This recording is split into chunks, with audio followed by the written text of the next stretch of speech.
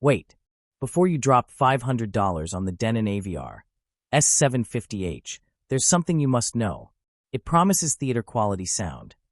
But is it hiding a dirty secret? I pushed it to the limit for 30 days, and what I found will shock you. What makes it stand out?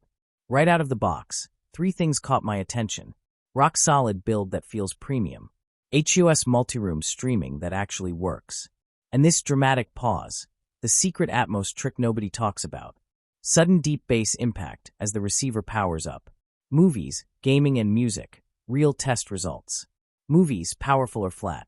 Watching Dune, the bass hits hard, but only if you enable dynamic EQ. Without it, flat, lifeless sound. Total disappointment. Gaming, a major deal breaker? 4K per 60 Hz is smooth, but PS5 players, beware. No HDMI 2.1 means no 120 Hz gaming. Deal breaker? Dramatic zoom you decide. Music, a shocking discovery. Pure direct mode removes all processing for clean sound. But guess what?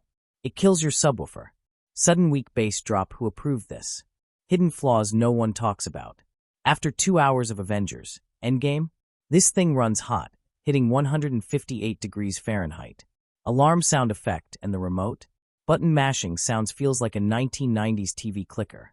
Comparison, does it beat Yamaha? Yamaha RX V6A stays cooler, but Denon's room correction?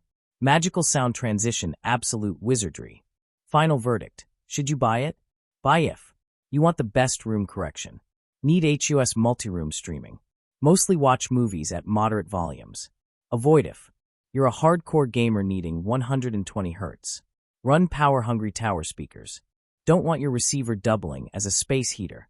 Now it's your turn. Agree? Disagree? Let's fight it out in the comments. And if you want to see which receiver survived my brutal marathon test, hit subscribe. The results will blow your mind.